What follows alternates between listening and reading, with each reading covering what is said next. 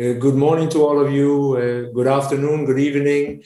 I'm very happy to see that Winnie is joining from Hong Kong, and I hope that we are going to have a great time discussing together something that I think is of pivotal importance. Strategy and culture are topics that are interesting for Mario in Brazil, Ari in Jakarta, Anthony in Malaysia, Kenny from Hong Kong. So it is a topic that attracts the attention of all of you. And I'm very grateful for this, that you share this. Sandrine, thanks. Yes, Paris is not forgotten. Christian, Munich, Juha, Finland. It's great to have you all with us today. Discussing how to align strategy and culture. Valerio, also from Switzerland, Basel, yes. It's great to have you all here. The challenge and the solution is already on the chart. You see that I emphasize both ends. Both end thinking is a bit of a trend these days, but I think it's particularly pertinent when it comes to strategy and culture. I'm very happy that you're sharing from where you are. This is absolutely a testament to how international the interest in this is and how international leading in turbulent times webinars are. This is great. So I'll go right ahead with a couple of questions to you. And I want you to give me in the chat a quick answer to who you actually are. I know that Michael is from the Netherlands and that Henand is from India. And so this is great. But I also want to know whether you are in extraction or in manufacturing or in services or in financial. Let's do only the answer to the question one so that we all get an overview where we are. Marcus from Liberia, where are you? In which industry? Services, yes.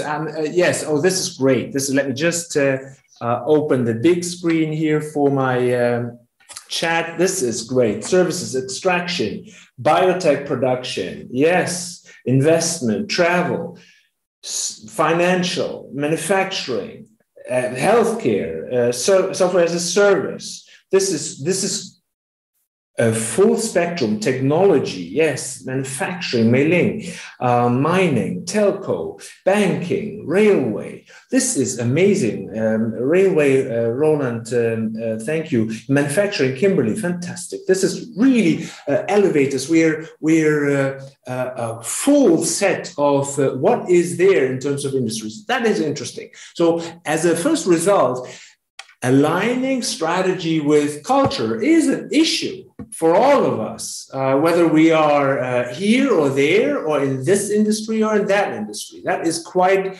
a finding. Then, where is your HQ of your company? You told me from where you're dialing in. Is that also the HQ location? Send me the HQ location in the chat. Oman, EMEA, US, Americas, Europe, Zurich, Paris. Yes, okay, very, very good. This is as I expected from the greetings that you all kindly send. This is quite a spread. So, and then on the last question, simply, why are you here? Is it about strategy or culture or both? Okay, so there's quite some consensus, however distant you may be, however different your industries may be, what all unites you already is you're interested in both. This is absolutely fantastic. Thank you very much. This is great. Let me just proceed a little bit because we only have 1 short hour as you are not here on campus. So this is the outline. I'll briefly illustrate the challenge, basically also by inviting you to share your challenges in the chat. Talk about strategy and culture, and then solutions about how to get to both ends. And the challenge, of course, is widespread, as we said, as we already have seen in the chat. I think that thinking about strategy and culture as separate and irreconcilable is misguided. It leads to disappointing results for shareholders and all the other stakeholders. But I want to know about your experience. So what about your company? So who would like to share in the chat what is going on in terms of challenges? Andreas, what's the challenge about culture? Can you type this in? Culture eats strategy. Jan, this is, yes, as a strategy and innovation prof, I get to hear this a little bit, especially from my leadership colleagues. Yes, absolutely. Yes, culture takes a very long time. Absolutely, Kenny. Strategy and integration challenges, Michael. Yes, open innovation has a new face. You would have to explain this more.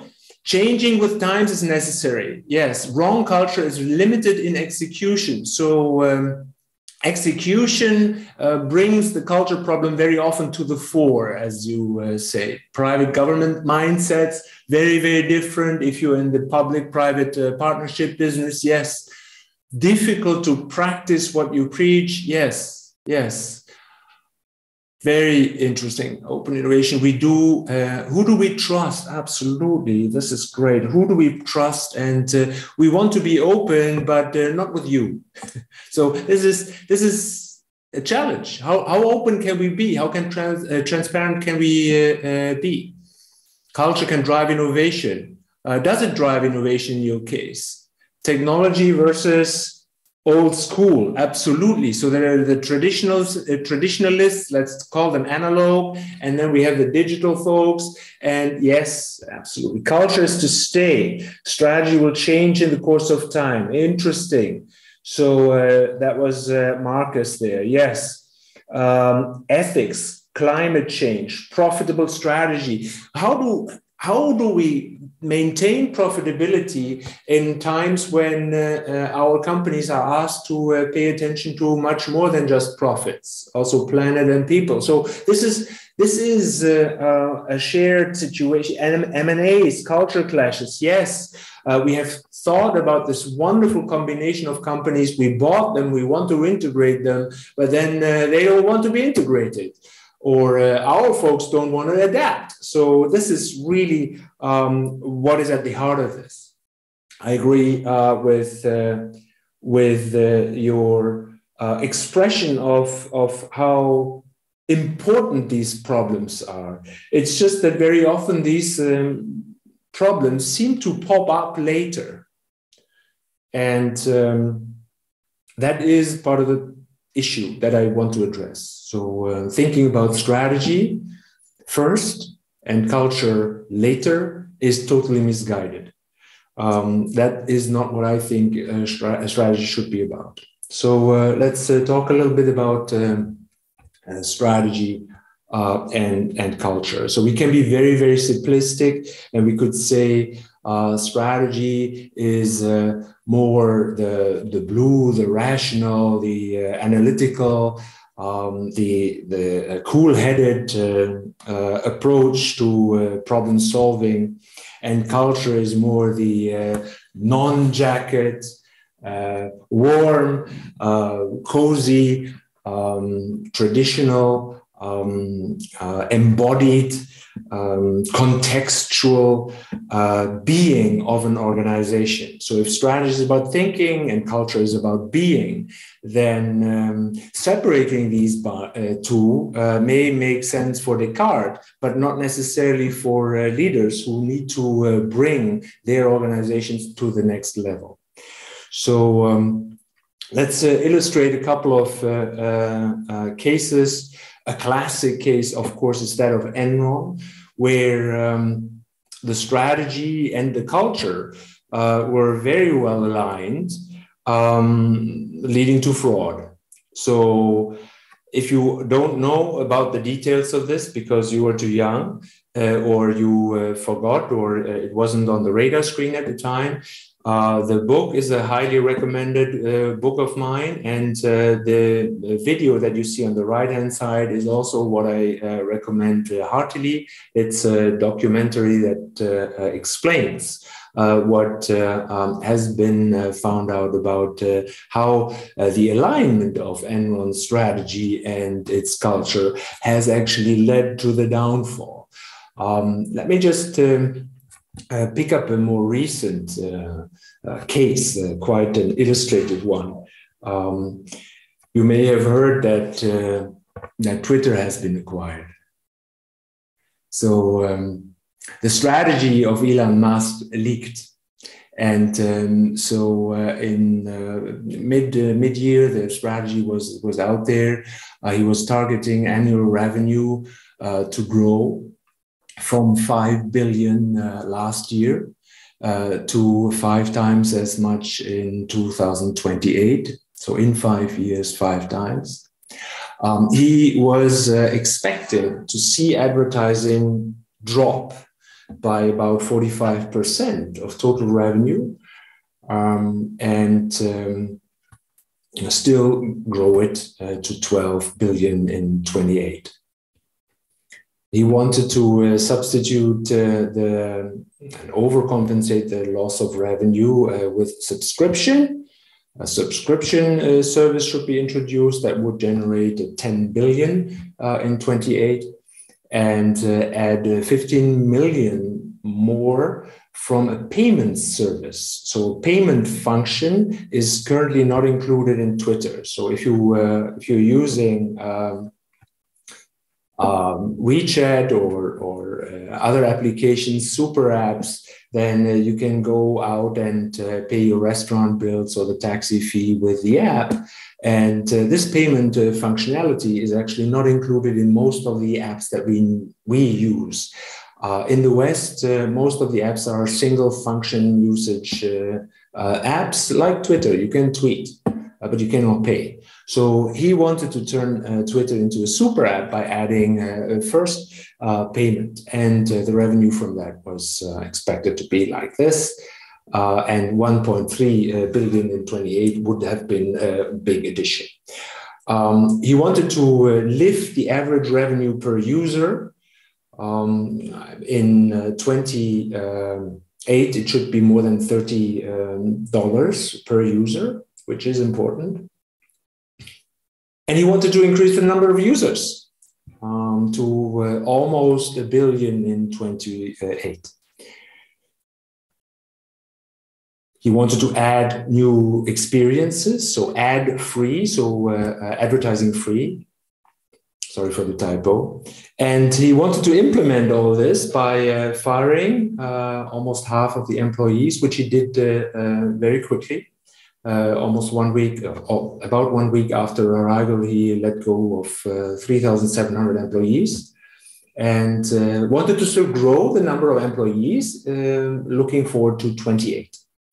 So that's the strategy at the implementation part. He already engaged in the paperwork to file for the payment services and introduced the paid subscription.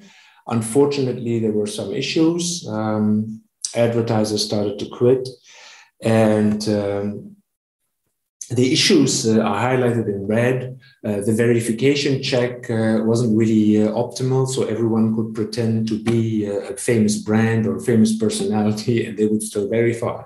So that didn't go so well in terms of implementation, and the advertisers started to quit because of pronouncement of Twitter becoming a place for free speech, possibly excessively free speech for the palette of advertisers.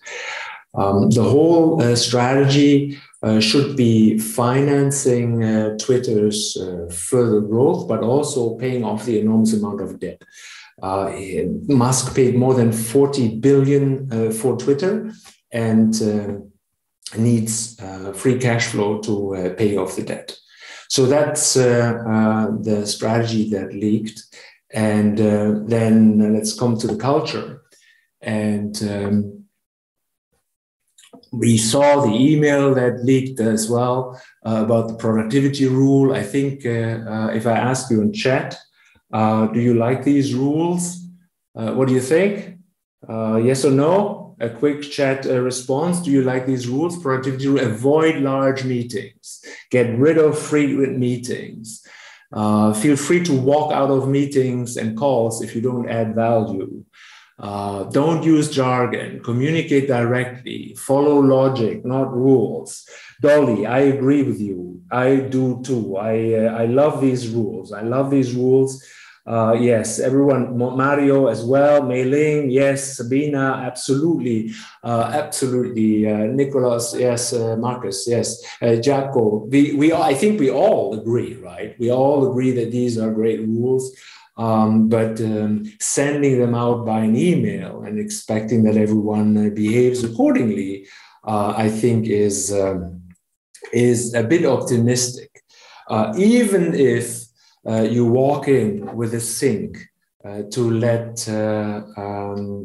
the penny drop on all Twitter employees after you have acquired this. So especially the splashy visit, managerial theater, some people call this. And the question is whether this is an appropriate way of dealing with the culture in alignment of the strategy that we've just seen. Growing users, innovation, and the only implementation steps are filing paperwork for the payment services and letting employees go. That is really, really challenging. So this is, I think, one of the issues that we all agree is close to not best practice. And if you think of letting go of 3,700 employees, you paid 42 billion for 7,000 employees, and you let half of them go. If all these companies that say our value comes from our people, or we are our people, then he let go of 21 billion. So if that is a way of strategizing and implementing this, I'm not in favor of this. So I get a couple of questions. Did he ask to stop remote working? Bogdan, I would have to check. Implementation, exactly. Good rules. How about the implementation? Yes. Did he do better at Tesla? Well, the Tesla rules are what you see there.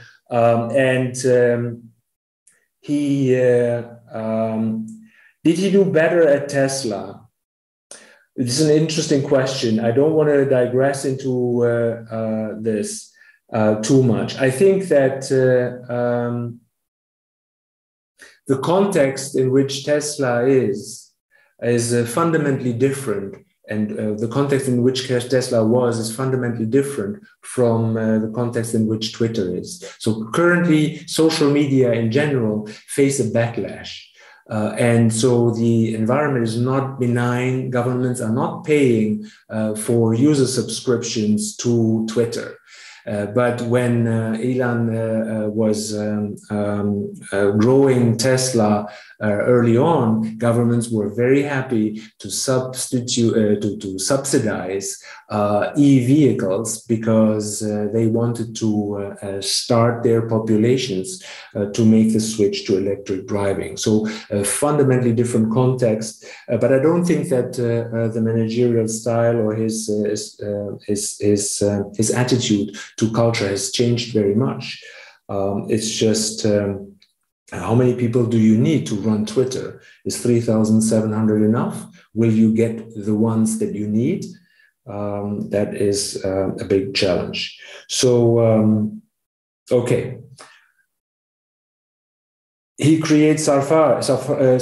Yes, I fully agree. He creates a fear culture, which is absolutely interesting, which is very, very important. And I'll come back to that in a second. So we've seen how strategy and culture seem to misalign, and even great inventors, innovators, and entrepreneurs like Elon Musk can get it wrong. And if you pay 42 billion for a company, every single move of you is scrutinized. And if you improvise too much, then that can sink in too deeply. Okay, so the Atlantic already said that Twitter is a hellscape. And they provide this Hieronymus Bosch-like visualization. But what I can see from the case study that I've been doing is that it is not a good idea to start disputes with your customers, start hard bargains with suppliers after you've just overpaid for an asset that was worth less. It is certainly in the cards that, or it's certain that Elon Musk is going to try to take Twitter private so that the scrutiny that publicly listed companies do not apply to Twitter anymore. And there is a certain pressure pattern, and that's what I saw when Safrar mentioned that it's a fear culture. Here, firing is frequent. Threatening with the potential of bankruptcy is frequent, and the call for only those who are hardcore is a bit of a macho culture that doesn't really gel with the media crowd that is the most loyal customer group for Twitter, I believe. And then having a war with talent really doesn't make sense. Ever since McKinsey started talking about war for talent, this is the first time that I see someone going to war with his own talent. So this is an open question. Where do we go from here? Is it going to be a hellscape, or is it going to call someone in and fade into the background? Let's hope for the best. So for the best. I think by now we see that strategy has a lot to do with ideas, with thought, and culture is much more lived, the real thing. So you have the strategy, now how do you live it? How do you make sure that the body accepts it, doesn't reject it? And this has a lot to do with emotion and emotional intelligence. I see there are a couple of good questions here. Let me just yes, so Michael says, after all, he saved Twitter, which would have been doomed without the acquisition. Yeah, maybe, but maybe he is accelerating the doom. That is also possible. Still weird to believe that he did it without anticipating this negative impact. Yes, it's interesting to ponder what he thought to achieve with this. He certainly made an impact, and I think the headlines is part of the story. If the aim is taking Twitter private, do his actions not suit the aim to buy out cheap? Well, he has already paid, so I don't see the logic in that, Jan. Maybe we have to take this offline. Tesla and Twitter, we see many dissimilarities between the two businesses. I agree. I mean, Trana, I totally agree. So let's move on to another case that I wanted to briefly explore with you together. That is GE Healthcare. I don't know whether you have seen the news lately. GE Healthcare is going to be spun off from GE. So GE, the conglomerate that we all know as one of the leading lights of American business, it brought us the light bulb, it brought us so many other things, has over the years built two big businesses, GE Capital, which is gone, and now GE Healthcare is about to go out. It's a new era of more precise and focused GE on what's left. And that is a very interesting story of how strategy and culture aligned at a time in a way that triggers some thought. Let's start here. I don't know whether you grew up with Jack Welch being on the front pages of all business magazines, feted as being the best manager in the century and so of the century and so on. There's certainly quite some admiration in the business world for Jack Welch. And there are recent articles like this by the New Yorker and an excellent book by Gallus out on GE's Jack Welch. And they throw a very different light on Jack Welch. So after he had handed over the reign of GE to Immelt, the circumstances turned against GE and its strategy that seemed to be aligned with a hard-charging, numbers-oriented, performance-oriented culture suddenly did no longer work in a new environment for Immelt. And now what we see is that the conglomerate that GE and others have put together is being taken apart because of a lack of synergies. The challenge that I think is obvious in the case of GE is that at a time this hard-charging culture, rank or yank, letting go of 20% of the underperforming employees every year. These things were emphasized by Jack Welch as being important tools in making GE sharper every year and meet the expectations of analysts. Obviously, it doesn't make sense to let go of so many employees just because of some assessment and never giving them an opportunity to do better next year. So it's very, very controversial, hard-charging culture, but it worked at the time. And they beat the expectations of the analysts over and over again. And so they set a pattern, a cultural pattern of what excellence is. And what Gallus and others are highlighting is that this pattern is still with us. So former GE executives are leading or consulting with leading companies, and their recipe harks back to the era in which GE was strong. And so they bring with them a culture imprinted by Jack Welch that may not be at all aligned to the companies that they consult with or that they work for, and they may not at all align with the strategy. Interestingly, though, under Jack Welch, the linkage between culture and strategy was strong at GE. So hard-charging, performance-oriented culture meant that mergers and acquisitions, emphasis on growth were on top of the agenda and were lived by the organization. So aligning culture and strategy, I say it again, is what we need to accomplish in order to implement strategies. But if we align culture and the strategy that are not benefiting everyone, don't work for the common good, I don't think we should consider this option. So aligned strategy and culture we find in great organizations that generate wealth and prosperity for all, but we also find it at organizations that generate wealth and prosperity for few. So let's look at EY.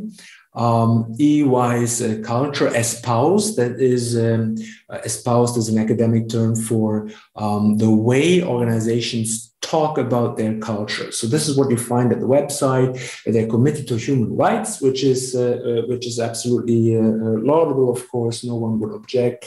And diversity and inclusiveness, no one would object. They share that their purpose is building a better working world. So making work better for all is the purpose at EY. And then they have values that you can read at length about. But integrity, respect, teamwork, and inclusiveness, we all would subscribe to. No, who wouldn't? Would you not? people with energy, enthusiasm, and courage to boldly lead. Who would not subscribe to that? People who build relationships based on doing the right thing. Again, integrity, very, very important. And so this is EY, and you've heard about the case, alignment of strategy and culture. So this is what they say their culture is, what makes them EY. And you've also heard that they're intending to split the organization. They split the organization in two different parts. They're going through the motions of doing so, and they're not the only ones in this space. So Arthur Andersen split off Accenture before it went down in the Enron scandal.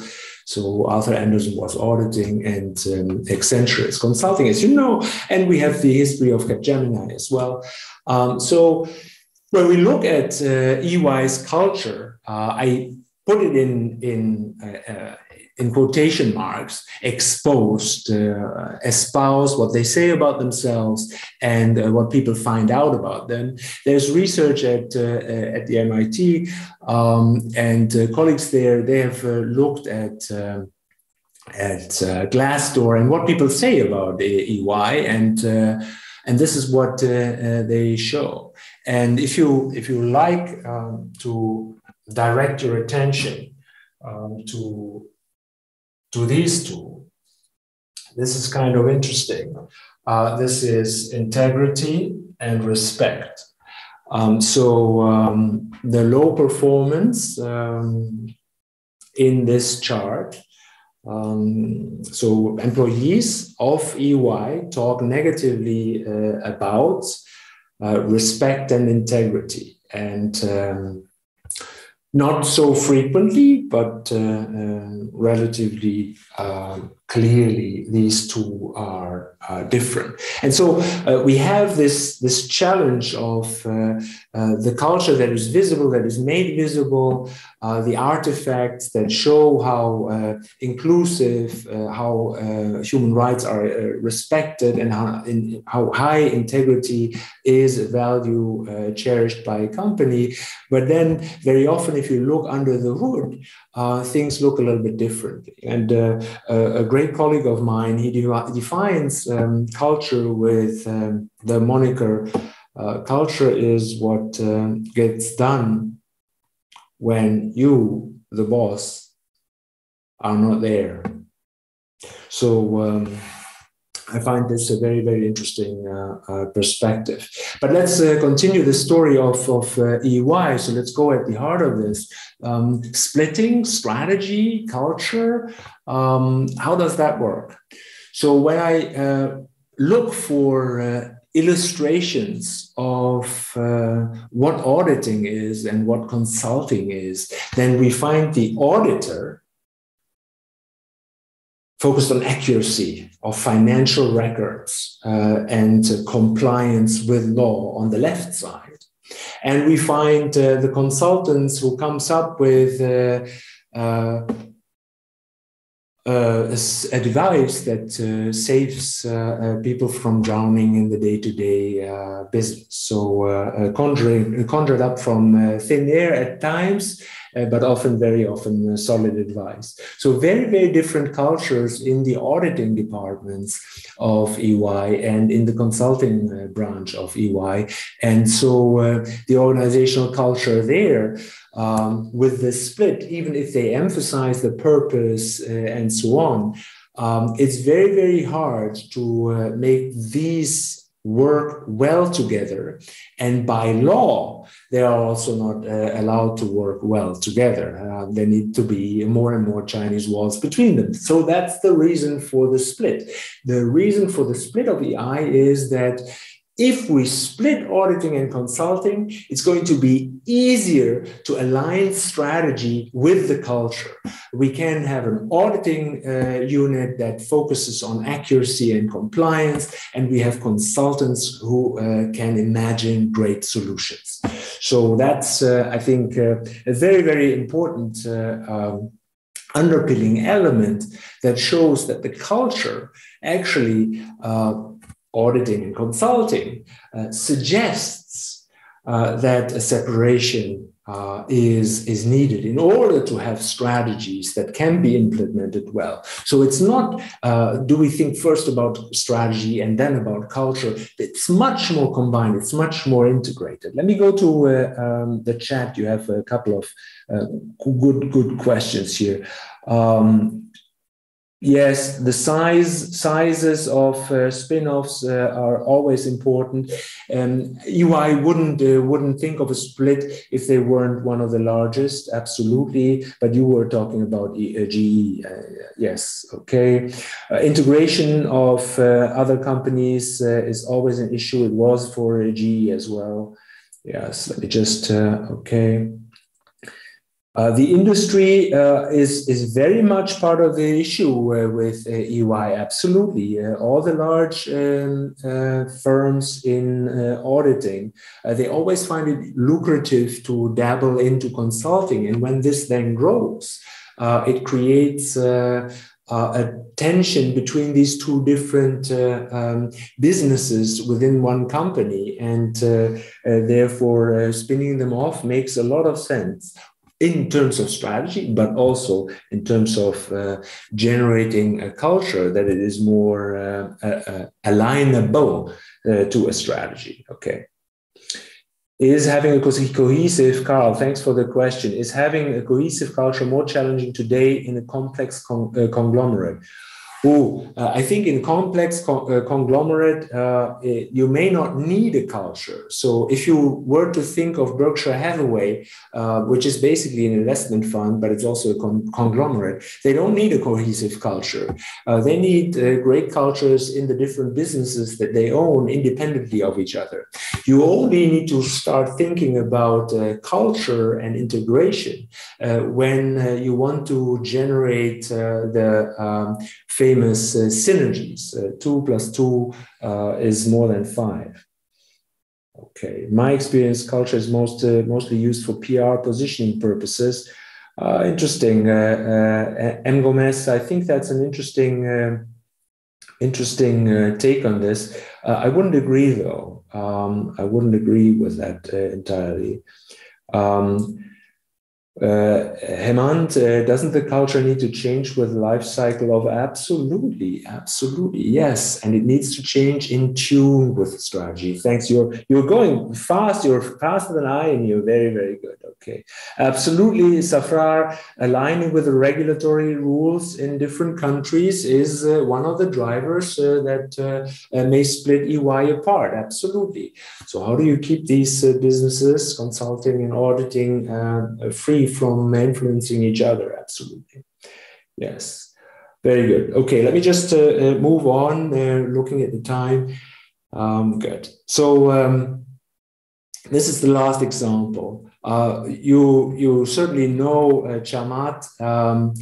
The whole story starts with this tweet. So this is a super macho statement, and I'm sure that Dr. Patel regrets having made this by now. You see, Jeff Bezos, the founder of Amazon, and he is being extolled as an icon of peak performance. So if we want to have peak performance, we all have to be dressed like him and have sunglasses. Okay, so in response to this tweet, the famous investor Chamat, who was already feted as the next Warren Buffett, tweeted back. So he responded to this tweet with a Twitter shot of himself. And so much for peak performance, male body, masculinity. And so it's quite interesting to see how this culture can continue to exist. Just turn this away. Okay. I haven't shown this for no reason. I want to continue with the story of Zermatt. You see Sam Bankman-Fried, who is getting quite a lot of press recently. A couple of weeks ago, it was intentional. Now it's less intentional. Just today, I saw that he stated, I never intended to commit fraud. Fraud is always the label after detection. No one wants to be detected. Anyhow, so this is Sam Bankman-Fried, and you know a little bit about this amazing story of his rise, FTX, which is now bankrupt. The crypto, he was a golden boy in crypto, and was quite very, very successful, very successful until he wasn't. And so he started Alameda Research and FTX in a couple of years apart from each other. And then suddenly CoinDesk published some research throwing doubt at the source of his success. And so we see this image and we see, wow, this is a cool guy. And you see, you know, the Twitter half-naked body, sunglasses, fighter jacket. So you see that this entrepreneurial stereotype is around us. This guy sleeps surrounded by screens in his office and is super successful. Elon Musk sleeps on the shop floor of Tesla and is super successful. So that's the lore. And well, after this Coinbase article, Binance announced that they've decided to liquidate any remaining FTT, the coins of the main coin that FTX minted. And so the value depreciated immediately. 152 billion were lost. And oops. Don't know why this title is not appearing, but I want to show you a little bit of what's going on when Sam Bankman-Fried pitches to Sequoia. So Sequoia is one of the world's leading venture capital companies, and he says, "I'm going to turn this into a super app, basically. You can do anything you want with FTX." That was a Zoom pitch. So on Zoom, on one side, you have the Sequoia people on the screens, and you have Sam Bankman-Fried on the other side pitching Sequoia to invest in FTX. And suddenly, the Sequoia people, the partners, start to chat. "I love this founder. I'm 10 out of 10. Yes." Later, they stated that this was one of those meetings that blow your hair away. So they were really wowed by the performance put on. It turned out that Sam Bankman-Fried was playing League of Legends, a very famous online game, while he was pitching Sequoia. So they loved this. They gave him $1 billion, and subsequent rounds also worked. So what I want to say is that culture can take people for a ride. Buying into a specific culture that exemplifies the entrepreneur, rugged, tough, bold, plain speaking, direct speaking, offensive, is sometimes appreciated, and being bought in by such a culture, wrapped by such a culture, can lead to very unfortunate investment decisions. And so coming back to Zermatt, Zermatt was once, now he's sobered. He doesn't look naked anymore. He's now sobered because he lost quite a bit in the recent downturn. He was also pitched by Sam Bankman-Fried. And What do you think was his answer? Give me a chat. Just a couple of guesses. What was his answer? You should have a board. What for? Yes, you're in the mindset. Yes, okay, yes. Richard. Who else but Richard has an answer for Chama? No one? But you can, I don't trust you. Oh, that's an interesting one. Udo, this is interesting. Yeah, that's interesting. Yeah, one more, come on. What would someone who sleeps in the office and makes billions? We are not a traditional business. No one understands us. Absolutely. Don't need it. Yes. Yes. Go to hell. There we go. Anthony, I think you're very, very close to the truth. Go F yourself. So that's what he said. And so the culture of Sam Bankman-Fried's businesses were at a time very, very appealing and very well aligned with the strategy, but not for the good, not for the good. So we need to be very careful about strategy, making the right choices, but also about culture. And if we assume, like someone of you said, that culture doesn't change, we may have an issue there, because then we could never help anyone who is stuck with a culture that is not aligned with the strategy. And there would be only one way of creating this alignment, developing a strategy based on that culture. So let's move a little bit ahead. I think that the alignment can be encapsulated with a metaphor that I think is quite useful.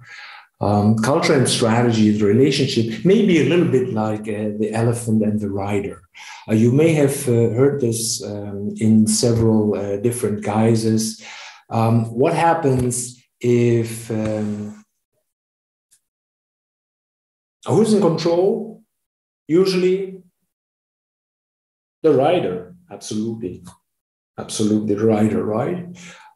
So shape the path, motivate the elephant, direct the rider. Interesting. So the rider usually thinks he's in control, and even if she is a rider, I think she would think she is in control. If both are good riders, they know they're not. If something unexpected happens, the famous mouse rushes across the path and the elephant freaks out, then who's in control? So culture and strategy are a bit in that ambivalent relationship.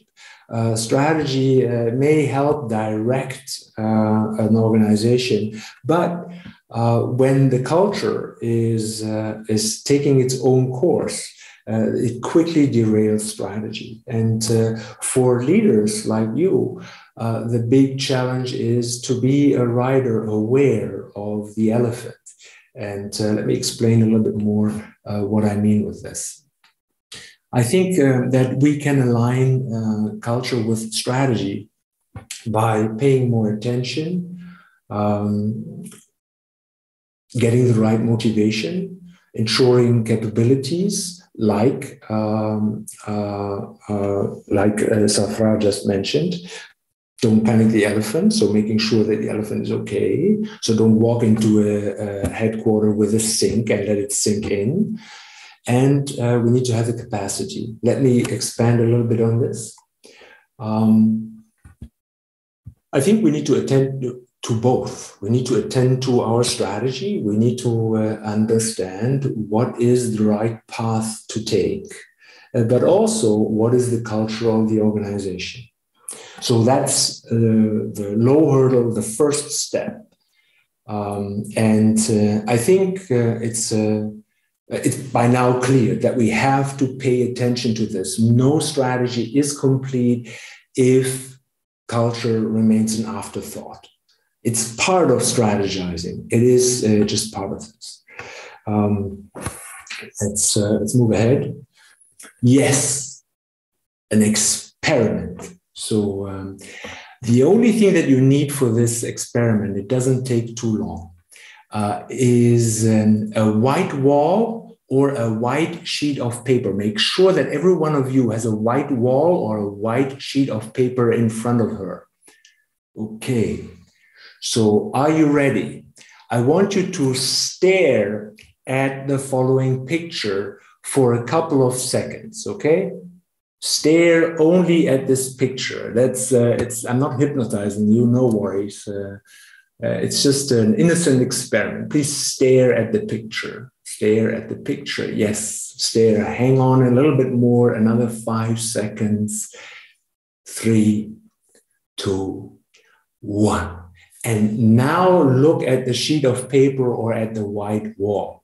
Give it a bit and tell me in the chat what you see now. You see blue on the right, red on the left. The colors change place. The experiment was successful. Yes, yes. It's a bit like this, yes? We see that these need to come together. We see that today's culture is yesterday's strategy, right? We see that they are inseparable. The colors changed, exactly. So we know that a good strategy cannot be implemented with a good culture. And we know that a bad culture can ruin a good bad strategy can ruin a good strategy. So we see that they are inseparable. So that motivates us. That motivates us to pay careful attention on how they influence each other when we make our step with developing the strategy together with the employees and stakeholders and implementing that strategy. And finally, and then I want to close, open it up for a couple of more questions and let you all go to dinner or to lunch or have breakfast. The final step, of course, is acknowledging reality. Culture and strategy are two concepts that clarify things so that we can talk about them, that we can talk what matters in reality. But as you see in this picture, they are much more mixed up in reality than we very often want to admit and show in 4-box charts. So grasping what the reality really is pivotal. And that's where the third step comes in. The third step requires that we develop strategic capabilities, leadership capabilities that help us understand what really is going on. And for those of you who are sitting in the C-suite, you think, gosh, I already have a lot on my hands with dealing with all the team members. And you are saying, get out there, speak to frontline employees, talk with customers, get a full picture of the complexity of the reality. Yes, that's what I'm asking. And that is what requires a lot of capacity.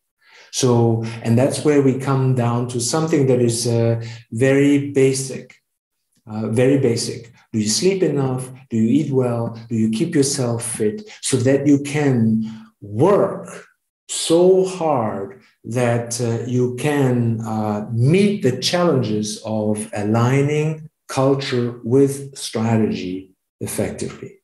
So that's all I have to share with you. And I would like to field another 5 minutes of questions if you follow. And I really thank you very much for your engagement in the chat and sticking around with me. So let me answer the questions here. So yes, the colors changed. That was great. Is cultural leader dependent, industry dependent? That's Hemant, is a very interesting question. I did not even talk about country culture. Of course, like most of us, we're by now living international lives.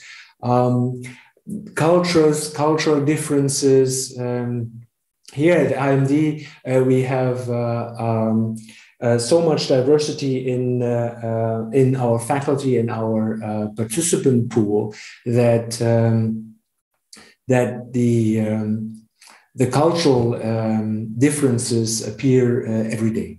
At IBM, at HP, at Siemens, at Toyota, the cultural differences are things that always surface. And wherever you look at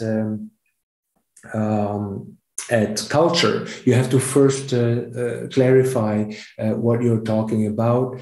And I should have done this. I'm not talking about country culture, although this is very, very important. And you could think of country culture as being the background of where things happen. Hemant, I know you're dialing in from India. So even in India, where you have such a massive variety of cultures, you also have in the same place where the cultural background is the same, organizations that have very different attitudes, values, purposes, and very different organizational cultures. And it is the organizational culture about which I talked. And yes, I think that's a good question. Country culture is important. Industry dependent, we talked about this with EY. We talked about this with different professions, the professional cultures in some countries, guilds. They play a very, very important role. And there are other ways of segmenting cultures in countries. There are other ways of segmenting the disciplines. So we all know that the finance function in company A may be very similar to the finance function in company B. Amongst finance people, they have a good time with each other, although they may be even working for competing companies. So absolutely. Do your core values need to be refreshed when your strategy pivots? That's a very interesting question, Carl, and it very much depends on what your strategy is. If your core value is integrity, I hope that you don't have to change this if you change your strategy. So it depends on what values you had. If it is cutthroat competition and making a killing at all costs, then I hope that you change these values after you have come up with a strategy that is more convivial. So, but yes. Can you change culture bottom up? Absolutely. Absolutely. So I think that this is one of the things that is totally unexplored. I think, or not totally unexplored, but it is under emphasized. And we see that small changes can have great effects. And we see that behavior, like holding the door open or starting with one good deed a day or two or three by individuals has ripple effects. And so there's research on the contagious effect of positive behavior. And so that's quite an interesting way. So you can be the start of a big cultural change. Cultural values crosses the borders, absolutely, absolutely. Yes, national culture is country culture is a big thing, but it gets really into anthropology because languages play a big role. And as we know, languages are spoken in different countries and they carry some cultural similarities. There are many different ways to explore culture. Absolutely, Virginie. Thank you for pointing this out. Yes, very good. The culture changes constantly. Yes, if you have people leaving, so you have 3,700 people leaving from Twitter. Who are these people? What parts of the culture left with them? Maybe they stand for something. For example, notwithstanding Elon Musk. So what then remains could be a culture that supports Elon in what he is proposing. So yes, it changes with the influx of new people, the departure of old people, and of course, as society changes, cultures in organizations may change as well. Oftentimes, though, the problem for companies is that the organizational culture does not change. So I see you have plenty more questions here. This is really good. I'll capture these questions and try to reach you by other means if we have access to your emails. Otherwise, please send me the question by email or connect with me. I'm very, very happy to engage with you. But you know, I'm here at IMD, and the culture of the place is that 1 hour webinars shouldn't go beyond 61 minutes. So thank you all very, very much. Thank you, Kenny. It's great to have you again. Virginie, thanks a lot. See you soon again. Have a great break. Thank you very much, Murad. Nazir, thank you very much. Anders, thank you. Bye-bye. Thank you.